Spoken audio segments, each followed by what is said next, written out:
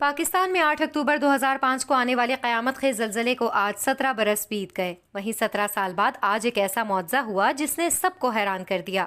Video کی تفصیل سے پہلے ہمارے یوٹیوب چینل کو سبسکرائب اور فیس بک پیج کو فالو کر لیں تاکہ ہر آنے والی نئی ویڈیو آپ کو ملتی رہے۔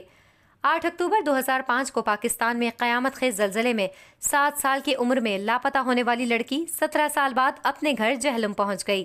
ثانیہ آزاد کشمیر کے ضلع جہلم کے علاقے بانڈی لانگڑا کی رہائشی ہے جو زلزلے میں اپنے گھر والوں سے بچھڑ گئی تھی۔ زلزلے میں ثانیہ کے والد انتقال کر گئے تھے، جس کے بعد ثانیہ کو لاوارث سمجھ کر کسی نے کراچی کے بے اولاد جوڑے کے حوالے کر دیا تھا۔ اس جوڑے نے اسے پال پوس کر بڑا کیا اور اس کی شادی بھی کر دی۔ خوش و خرم ثانیہ کو سارا ماضی بھول گیا، لیکن اپنا آبائی گھر اس کے دل و دماغ سے نہ نکل سکا۔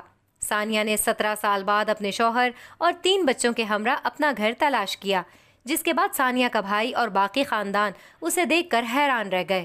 لڑکی کا اس حوالے سے کہنا ہے کہ میں جب کشمیر پہنچی تو یہاں سب کچھ مختلف تھا، عمارتیں بن گئی تھیں، لیکن پھر بھی یاد کر کے میں نے اپنا گھر ڈھونڈ ہی لیا۔